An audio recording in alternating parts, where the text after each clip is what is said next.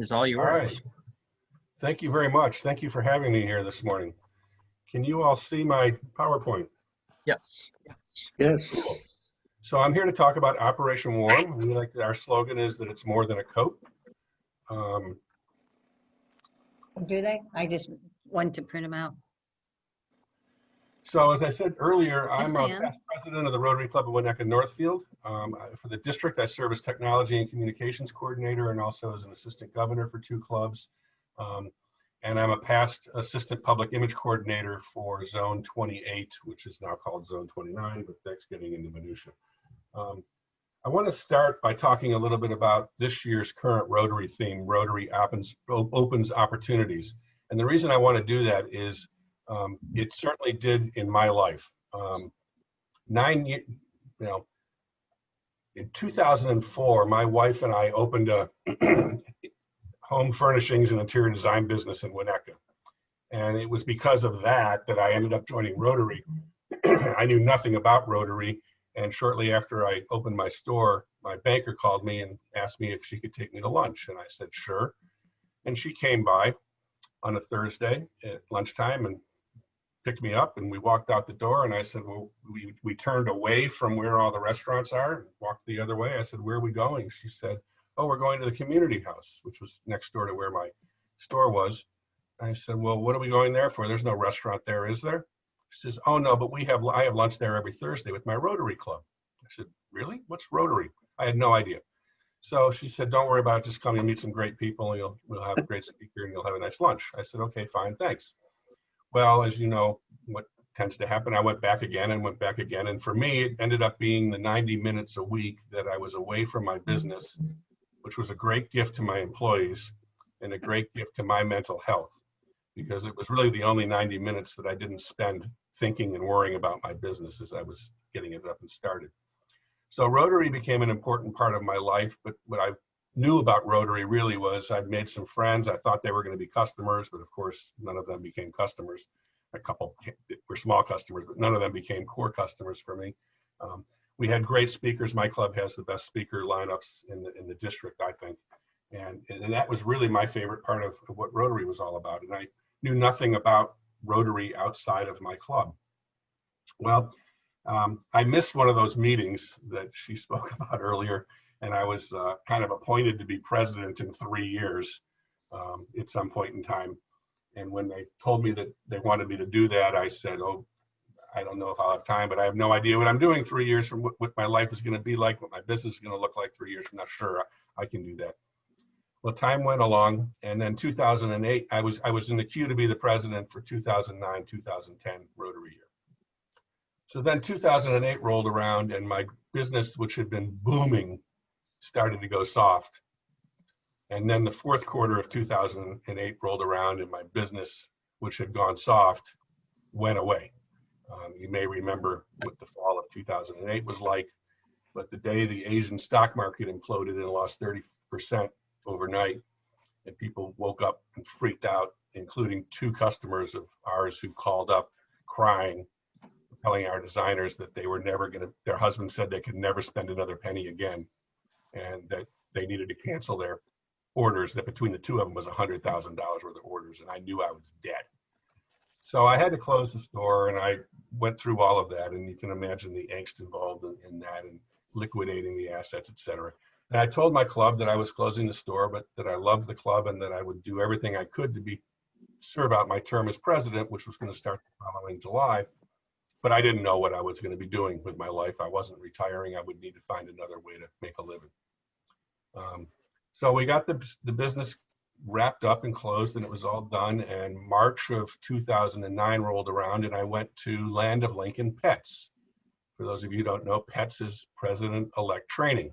And it was the first time our district had ever done a multi-district Pets. So it was every president-elect in the state of Illinois, and there were probably 1,000 people in total there between the president-elects, and some had spouses, and the AGs, and the trainers, and the speakers, and all that sort of thing. And the speaker presentations were just fabulous. The training was great. I was finding myself amongst this really diverse group of people. You know, a farmer next to me, and then a grain salesman, and then a dentist, and then a doctor, and then a teacher, people from the south side of Chicago, people from far south Illinois. It was really a very cool experience. Well, at that training, they had what many of you will know all Rotary conferences had, a house of friendship. And in that house of friendship is people selling Rotary shirts and briefcases and stuff. And there's refreshments, and there are a handful of people that are promoting the projects that their clubs are doing. Well, there was a gentleman sitting on a table. The room was so crowded, it was way too small for what it was trying to do, just packed with people. And there was a gentleman sitting on a table with a child's winter coat on a stick and a little really not very well done brochure. And I never spoke to the man. I just grabbed the brochure, and it said, "Your club can give winter coats to kids for $15 a coat." And I said, "Gee, that's a pretty good deal. I bet my club would like to do this. We do a lot of things to support families living in need in the Chicago area. Not in Winnetka, but in the Chicago area." So I went back to my club the next week, and I talked to the people sitting at the table with me. And a woman sitting next to me, who was at the time was the head of our foundation, she said, "That's a fantastic idea, Rich. We're going to do it. We're going to get a coat for every kid at Lawrence Hall." She's on the board of directors at the time of Lawrence Hall. Lawrence Hall is an institution in Chicago that's been around for well over 100 years, and they serve foster care kids. They actually house some foster care kids that cannot be placed in families because of their mental health issues, and they have a therapeutic day school, 400 kids to take care of all the kids that they serve. So I say, "Gee, that's great. How are we going to raise that much money?" She says, "Don't worry about it. It'll happen." So I go, "Okay, that's fantastic. How am I going to do this?" I call Operation Warm Up, because that was the organization. I speak to a woman. The organization's based in the Philadelphia area, and she says, "I'm going to be in Chicago in a month. I can come to your club and give a presentation." And I say, "Fantastic, we'll do that." She comes, she makes the presentation, the club's all on board. I've got a signature project for my year as president. And the woman who is making the presentation ends the presentation by saying, "If any of you know of a Rotarian who might like to join our organization, we're looking for somebody to explode our relationship with Rotary clubs." Well, Rotary opens opportunities. 4 months later, I went to work for Operation Warm, and I've been there now. I'm going into my 12th coach season, and I now have a Rolodex of Rotarians across North America that really very, very few people have. I've worked with over 250 Rotary clubs across the country. I've had an opportunity to go to zone conferences and multi-district PETS conferences all over the country, and have seen the fabulous work that Rotary does in their communities and internationally. And as a result of that, I've gotten involved in serving Rotary and participating in raising money for international projects and for all kinds of local projects. And it totally changed my life. So that's my Rotary story. Rotary opens opportunities, and it certainly did so for me. So let me get into what Operation Warm's about. Operation Warm provides a gift of warmth, confidence, and hope to children in need through the gift of brand new winter coats. Very focused mission. So our coats are all brand new, and we have them manufactured for us to our specifications. So we work with factories primarily in China. We are now working with a factory in Vietnam, and they're made to the colors that we choose and specify. They all have a fleece lining with a detachable hood. They've got deep pockets. They're machine washable. They're water repellent, and you see that one color combination here, but every year we use a different set of color combinations, and it's around 70 to 80 different color combinations. So we're not giving out a uniform, which is a tough thing. Our coats range in size from a 2T for a toddler, someone's just started to walk, to an adult double XL. And while some of our coats, adult size coats, go to adults, they're really designed more for 5th, 6th, 7th, 8th graders, and you've got 8th graders that need double XL coats. There's a lot of big children in this country. Here's a video about our program. So our school is approximately 90% free and reduced lunch. Thumbs up if you can hear it. They come in the mornings for breakfast and they don't have either a coat or a very lightweight coat, and their hands are frozen and their little ears are red. Schools like ours, a lot of our teachers go out and buy sneakers, teachers buy sweaters, teachers buy coats. In elementary school, I myself was free and reduced lunch, and my family had troubles financially, and I wanted to stay in school because when that bell rang at the end of the day, I had to go back out and be cold. I witnessed half a dozen children waiting for a school bus. It was really, really, really cold. What are they doing outside without a coat on? And I went to a local shop and I bought all the coats that they had and started this program called Operation Warm.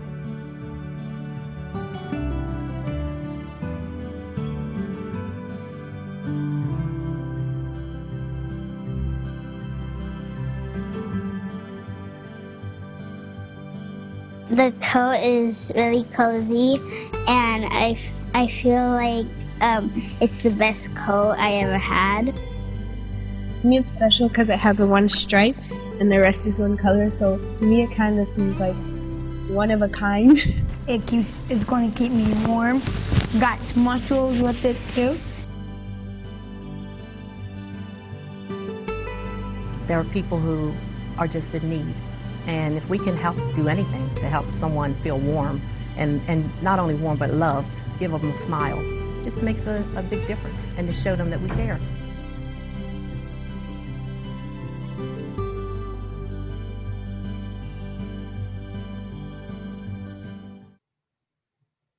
So our school is So let me talk a bit about our impact. Since we began a little over 20 years ago, we've served over 3.5 million children have gotten coats from us. We work each year in about 1,300 different communities, with about 1,300 community and corporate partners. So our partners include big companies like FedEx, small businesses, auto dealer associations, foundations, service clubs, lots and lots of Rotary clubs, and a handful of Kiwanis clubs, and a good number of Elks clubs. And we've been doing this now for 22 years. Here's a timeline. We began in 1998 when Dick Sanford, you saw him in the video. He bought every coat in a store, 58 coats, and did a project in conjunction with the Rotary Club that he at the time belonged to and joined. And the project ran for a couple of years through that Rotary Club, and in the year 2000 was a district project. The district governor wanted to do it. They did 2,000 coats in suburban Philadelphia for the year 2000. And then in 2002, Dick decided it was time to expand out and form another company. He was a serial entrepreneur. He had recently, when he started this, he had recently sold the last of his businesses. So he incorporated, the incorporation took effect in 2003, and he hired a woman who he knew from the nonprofit world who knew how to write grants, and started raising money and growing and growing and growing. And in 2004, rather than getting coats from retailers, started bypassing all of that supply chain and going straight to the manufacturers. And then in 2008, we started contracting our own warehouses. And in same year in 2008, we started our first large-scale community program with the Chicago Housing Authority, where we give between 7,500 coats and 10,000 coats out in one day to people who live in public housing and voucher households in Chicago, and do that in conjunction with the service fair. We'll be doing it differently this year. It's going to go over 5 days because of social distancing, but that's a big program of ours. In 2011, so a couple of years after I joined the organization, we hit 1 million coats, and then 4 years later, we hit 2 million coats. In 2016, we developed a program working with corporations where FedEx or Wells Fargo or lots of other, Abercrombie and Fitch, adopt a Title I school, and they send their employees, and their employees give coats to every child in the school. In 2017, we launched a program that actually started in my Rotary Club. We piloted it that we call a warm welcome to the library, where we give coats and books to children, books to take home and keep for their at-home library, and do it at the library. And do this as the library works with their community partners and target families that don't already have library cards. So they get them into the library, they come to get a coat, and while they're there, then the library staff shows off all of the programming that they have for children, which, as you probably know, goes well beyond just the ability to check out a book. A lot of libraries these days have 3D printing labs, have even musical recording studios. So there's lots of, and obviously access to computers and the internet.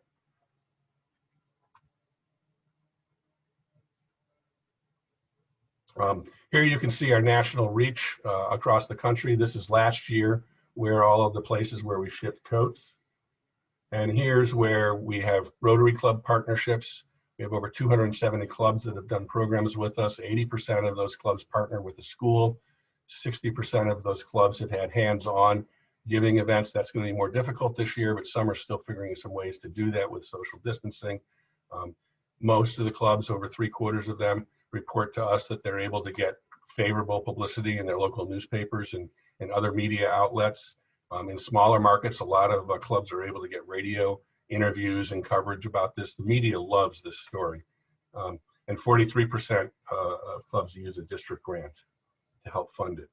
As we like to say, it's more than a coat. A coat provides warmth, it provides confidence, it provides hope, it provides an opportunity for active play in the winter, and children love the fact that they have an opportunity to choose what colors they want. They're not just handed a coat.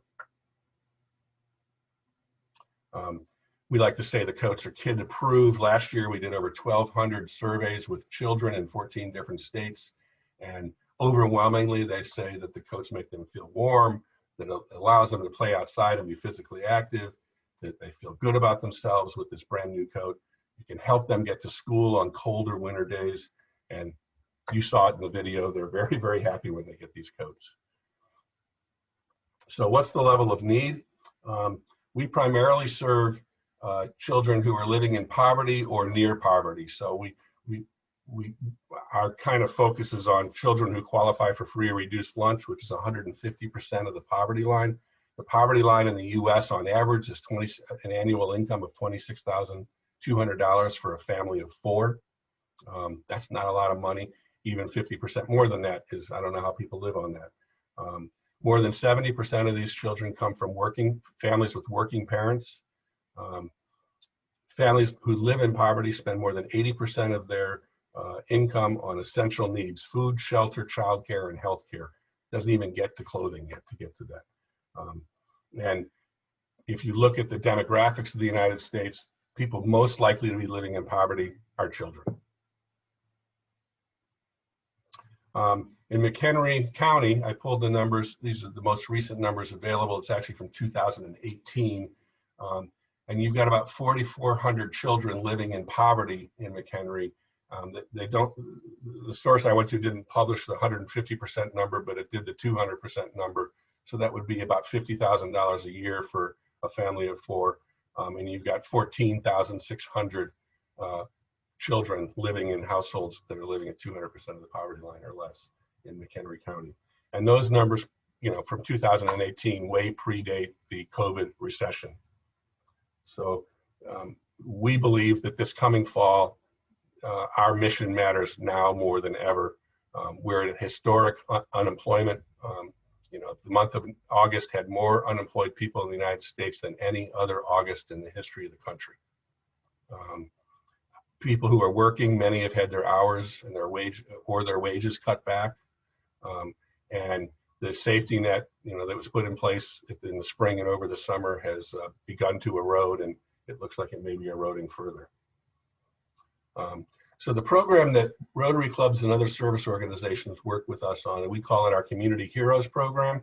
And through that, local organizations identify beneficiary organizations to partner with in their community. They raise funds. We provide some resources and tools. We've got fundraising tools.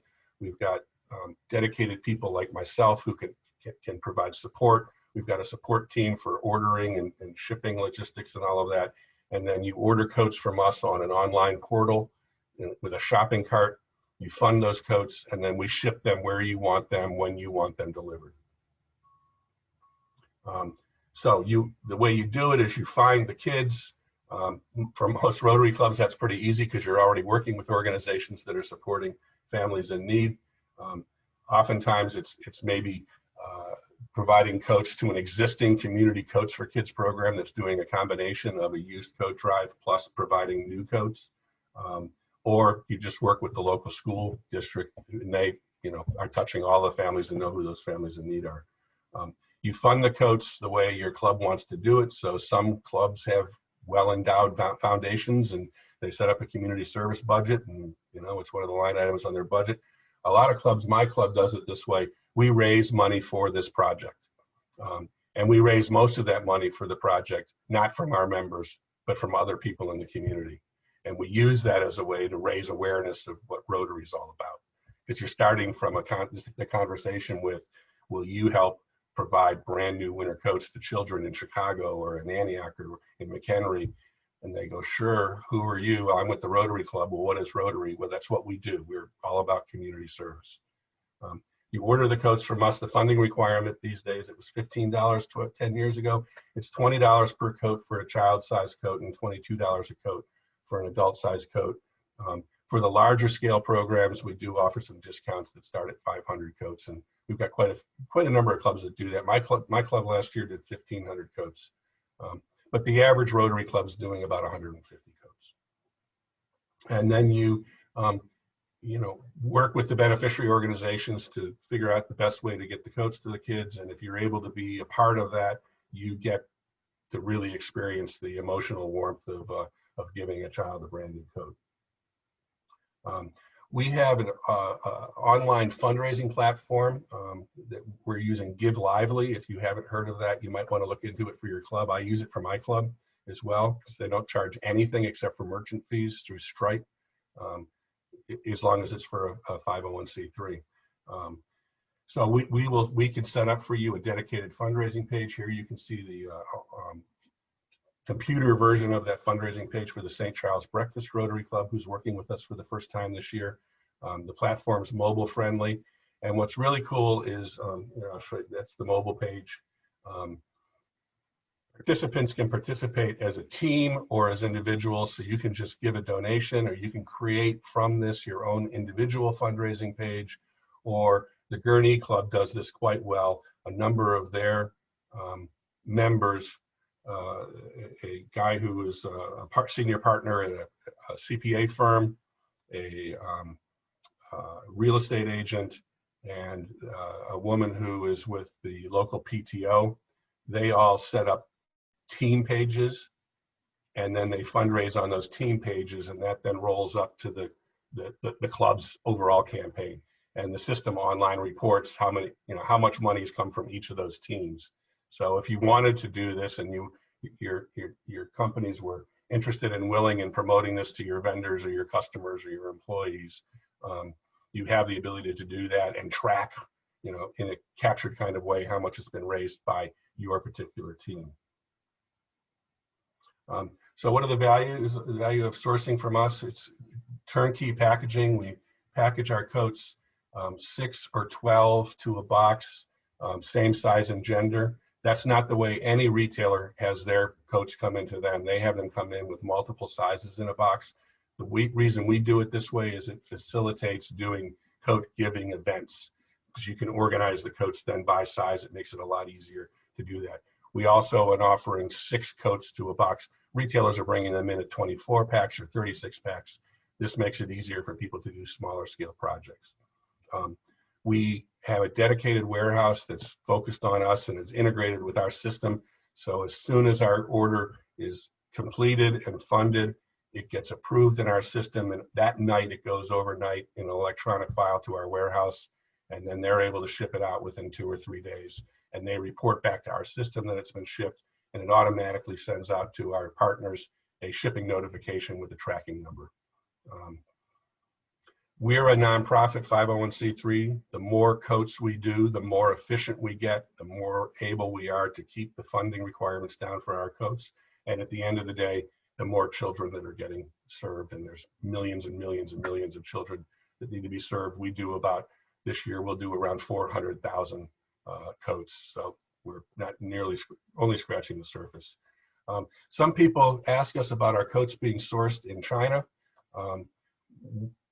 We do every year CSR audits. We actually developed that audit mechanism with a vendor that we were directed to by Apple.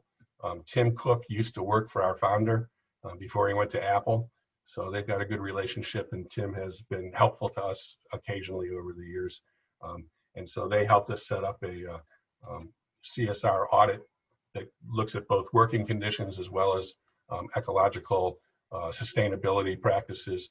And our factories come back consistently with scores in the high 80s, low 90s, and the average in the industry is around 70. So we feel pretty good about that.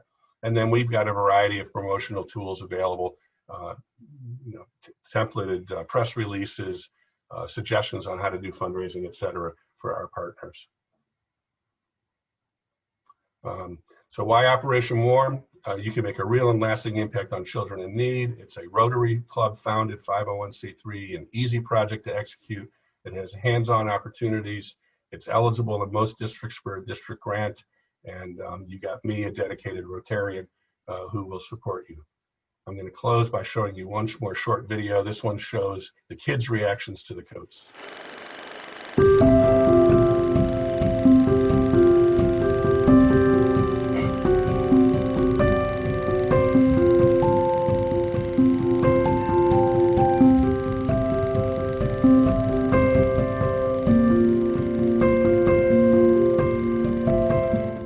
My favorite part of today was the people and how they greeted me very nicely and how they accepted me as a person. They are very nice people, deciding to go out of their way, buy coats for people who don't have them, and not thinking about themselves. When you have on a coat and see that a whole bunch of people come out to give you coats, it makes your heart feel warm. I just really want to thank them because not every day that someone could just help you.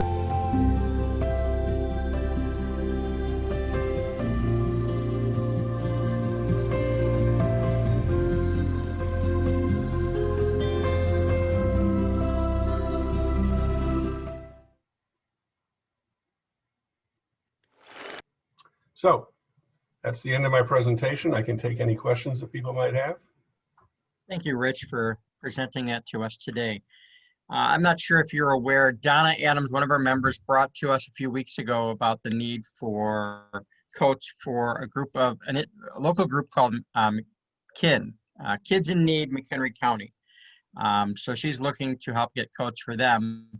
Michelle Prickett, the wife of one of our members, is the director of that. She founded the program, I believe, a couple of years ago. We've been working with them at Christmas time through our Secret Santa program to provide toys for them in their program. Michelle, do you have a minute to talk about Kids in Need and what your need is? I certainly do. I'm going to try. I do have kids behind me, so if it gets loud, I will have to hang up. But again, my name is Michelle, and we founded this organization to initially help foster youth, and it grew. We now are working directly with social workers in the schools, and that works by the social worker, obviously getting the needs from the families directly. They contact KIN, and then we show up to the school and drop off those items. We've now streamlined things due to COVID, and we are utilizing volunteers to not only get school supplies, now we have moved to food directly to students and their families. And one of the things that came up in a big way would be not only clothing, but coats. So this is so timely and wonderful that this is being brought to our attention, because I do see a huge need. We've already had District 15 reach out to us with approximately 50 kids in need of coats. Yeah, and I can tell you that most parents that are living in those circumstances, they tend to live day to day. And so they're not really, many of those families aren't thinking about when the weather turns at the end of October. Correct. But on the last week of October, right around Halloween, they're going to go, geez, I need a coat for my kid. Correct. And I think as I've been reaching out to more social workers now that I've learned about your organization, and just as you're speaking, I was very emotional and moved by it. I was shooting out emails to more social workers, letting them know that there are these things in place, just because they're not used to having help in this arena. Normally, the schools are trying to take up donations amongst themselves, the teachers and the social workers. So we know that. And the other thing, I didn't mention it in the presentation, but our coats, we put them on our financials at their fair retail value, and then we book financially the difference between what we pay for the coats and what their fair retail value is as an in-kind donation. And that's the way food pantries do their financials, et cetera. The fair retail value on these coats, we stipulate is $50. wow. So for $20, you're getting a $50 coat, and saving parents, if they've got 4 kids, you're saving them a lot of money if they were to have to go out and buy those coats. That's correct. So I guess the one question that comes to mind, you hit it on the head, that these families, it's difficult to get them to go to the food pantry. So the reason why Kin, it's not just COVID. It is a reason why we would deliver food. We deliver food directly to the door of families because they're not showing up to the food pantries to pick up the food. So my drivers have reported that kids are waiting at the window, and they're so grateful that food's discreetly dropped off at the door, and that child could count on that. Yeah. Right. So knowing this, how quickly is a turnaround? Like, do we have to look at knowing our numbers initially and put in an order, and that's a one-time deal, or is this something continual? Well, you can order, and throughout the season. I think the last of our coats will be gone by the end of January. But the turnaround time from when we have an order and it's been funded, you'll have the coats within 10 business days, and it's usually more like 5 business days, but we say 10 because if you place an order the last week of October or the first week of November, we have more orders in a day than our warehouse is capable of, than FedEx is capable of picking up from our warehouse in a day. So the suggestion would be when's the earliest we can get an order in? Today. Today, okay. You could have coats, if you were to place an order today and fund that order today, you would have those coats next week. Okay. And we have full inventory. We have all sizes available at this point in time. And is there a minimal amount that needs to be ordered? The minimum order is 36 coats or 6 boxes of 6. And again, they're packaged 6 coats to a box, same size and gender, but there'll be 6 color combinations in that box. And if you're doing larger orders, we're going to ask you to do 12 packs instead of 6 packs, unless you are, like sometimes people will get in a larger order, but they're going to be distributing it to 4 different schools, and so they want them in 6 packs for that reason. Perfect. I wanted to bring up one other notion, because you've got a representative of the police department here. I've done a program in Chicago the last couple of years on the very far south side with 3 different police districts, where the police are actually raising money, and then we've got a funder who will match that funding. So it's to the cops, it's $10, provides a coat for a kid. They're on payday turning $10 over to their sergeant who's collecting the money. And they then have had cops giving coats to kids, which is a fantastic opportunity for engineering a positive interaction between police officers and families. Yes.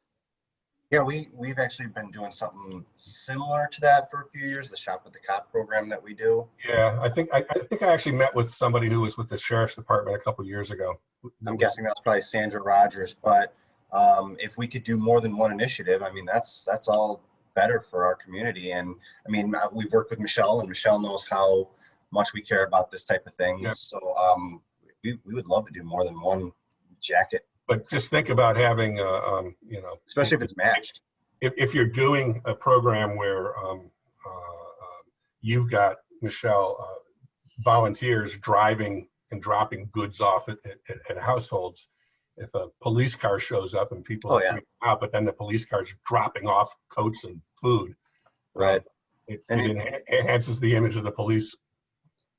Oh yeah, we love doing it, especially with the Rotary attached to it. We did the Shop with the Cop, we did the Secret Santa, and we actually brought our giant police trailer out and filled it up with toys and delivered it all over the county. So we're in. I mean, we will absolutely be part of this. And if there's some sort of match we can do, that's even better. Well, and so what you can, if the club has, I mean, I know you guys have money in a foundation and all that sort of thing. If you've got money that's, you know, you would allocate to this on a budget, my suggestion would be that you put that out to the community as matching money.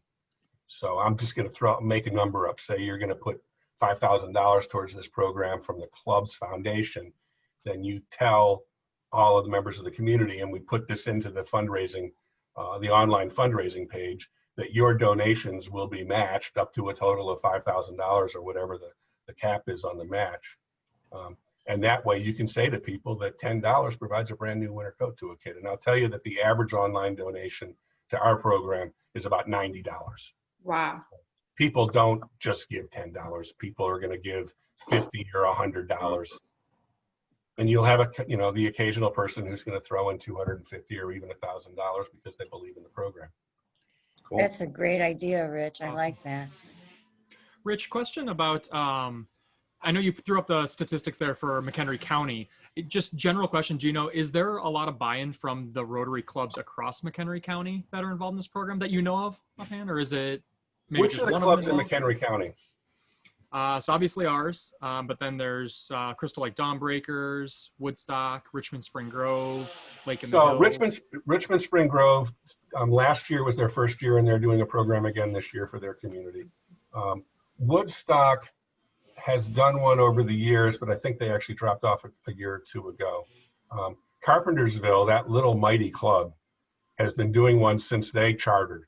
And they do a pretty good sized program for a club of 15 people. Like, they do everything. They do so much, it's incredible to me.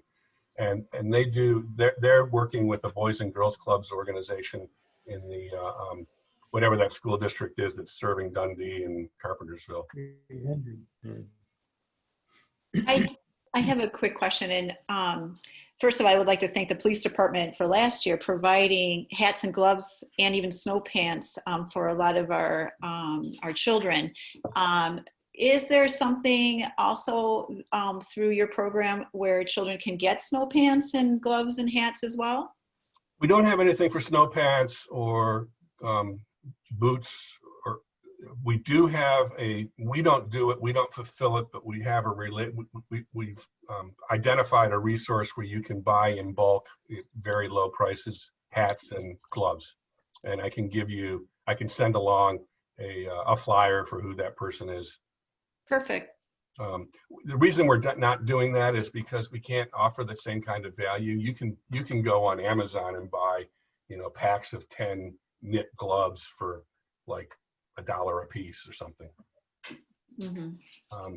I will tell you that we did do a pilot program this year in the spring and early summer with shoes, and it went quite well. And next year, beginning probably from April through about July, we'll be offering, I think we're going to bring in about 50,000 pairs of children's athletic shoes, Velcro closure. And we're targeting for those, at least in the initial years we do this, children that are preschool through about 3rd or 4th grade. Wow. And shoes are a huge cost item for parents, as you can imagine, because kids go, at that age, they're going through 2 or 3 pairs a year.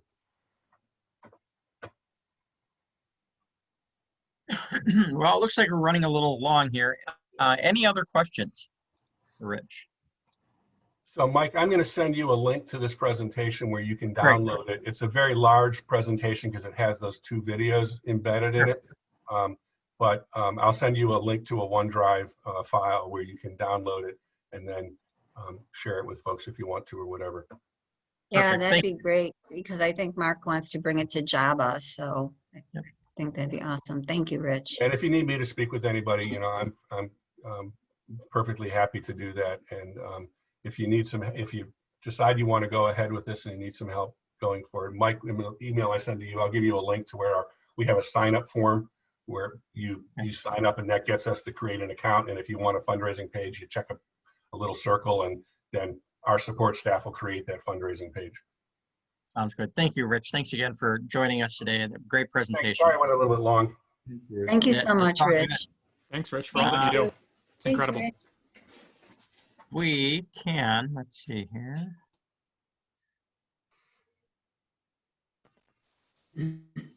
Donna, could you lead us in the four-way test? Sure. The four-way test of the things we think, say, or do. First, Is it true? second, Fair to all concerned. third, Will it build better friendships? fourth, Will it be beneficial to all concerned? and fifth. Will it be fun? Thank you, guys. Thanks. Have a great week.